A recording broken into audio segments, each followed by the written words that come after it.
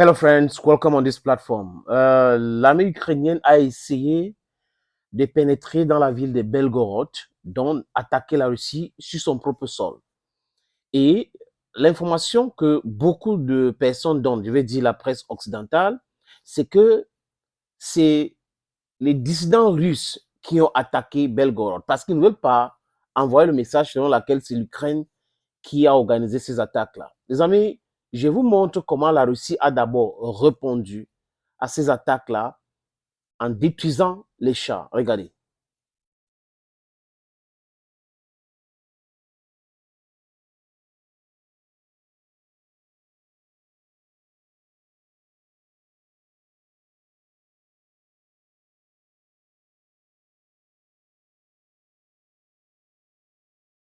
Vous voyez, ce char-là a été détruit.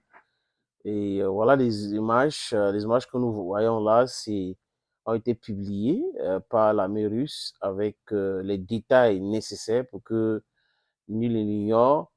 Les chars otaniennes utilisés par l'armée ukrainienne, espérons bien, détruits par l'armée russe. Voilà donc la situation actuellement de ce côté-là.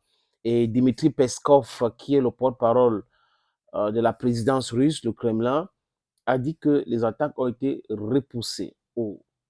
Donc, les assaillants ont été repoussés.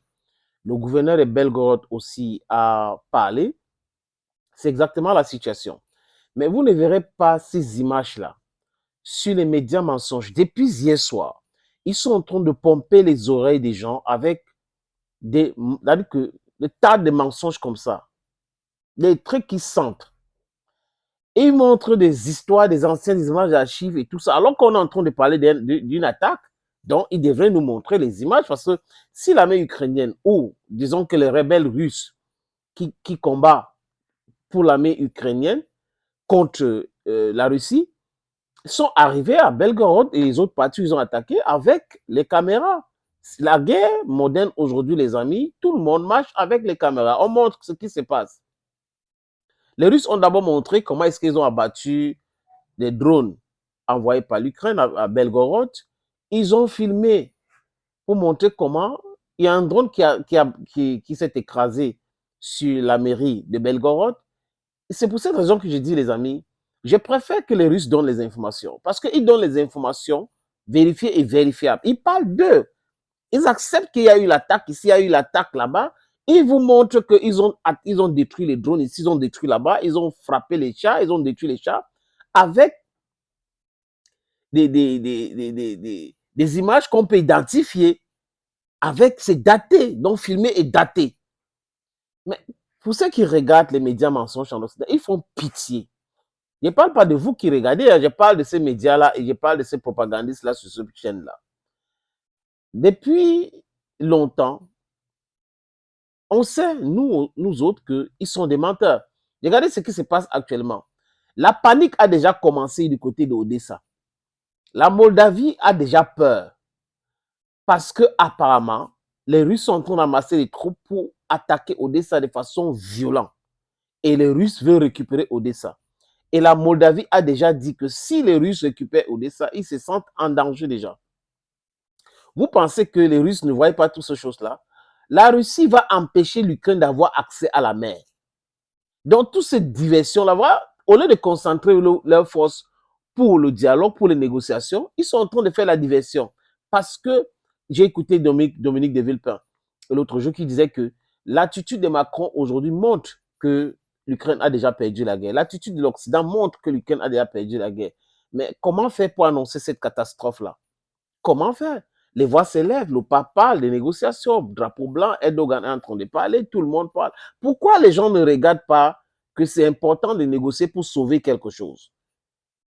Même William Burns, le directeur de la CIA, a demandé d'aider l'Ukraine. Biden a dit qu'on a aidé légèrement encore l'Ukraine. Mais il dit que à partir de 2025, il faut négocier avec la Russie. Donc, apparemment, comme les Ukrainiens ne veulent pas, ou les Otaniens ne veulent pas aujourd'hui négocier en étant on the feeble side, Ils pensent qu'ils vont faire autre chose. Mais seulement, comme le temps passe, la Russie est en train de récupérer les villages. Auprès de Donetsk, il y a un autre village qui est tombé hier. Donc, ces différentes incursions de l'armée ukrainienne ou les mercenaires otaniennes à Belgorod, c'est la distraction. Les gars sont dépassés par les événements. Ils ne sont pas habilités à envoyer. Ils n'ont pas habilité même, ils n'ont pas suffisamment d'armes. Ils ne produisent pas suffisamment. Donc, l'argent est déjà fini. L'économie va très mal. Les agriculteurs manifestent ici, les gens manifestent là-bas. Ça va très mal. Ils essayent de montrer que oui, il y a quelque chose encore qui reste. Rien ne reste. Et là, les amis, vous avez vu vous-même, comme je disais tout à l'heure, que la vérité vient de l'autre côté. Et le mensonge, comme toujours, c'est en Occident. Il mentent comme il respire. Il manque comme il respire. Donc, le peuple africain, la jeunesse africaine devrait savoir cela. Et savoir que chez nous, ici en Afrique, on a des gens qui ont été formés par ce genre-là, qui sont de moule de ce genre-là. En Afrique centrale, la quasi-totalité des chefs d'État sort de ce moule-là. En Afrique de l'Ouest, Patrice Talon, on peut citer les Tinubu, Alassane Dramane Ouattara. C'est une catastrophe, Alassane Dramane Ouattara. Ces gars-là sortent de moule de Outre-mer. Donc, ils ont été formés pour diriger les colonies. Donc, voilà comment ils se comportent comme les colonisateurs. Et ils suivent la même lancée, le mensonge, le mensonge, le mensonge, le l'esbrouf tous les jours. On suit l'actualité en Russie, c'est, mais ça nous inspire pour parler de notre continent. Ça nous inspire de parler de notre pays, l'Afrique, où on a des gouverneurs qui pensent qu'ils sont des chefs d'État. Merci beaucoup les amis, merci encore, merci surtout. Bye bye.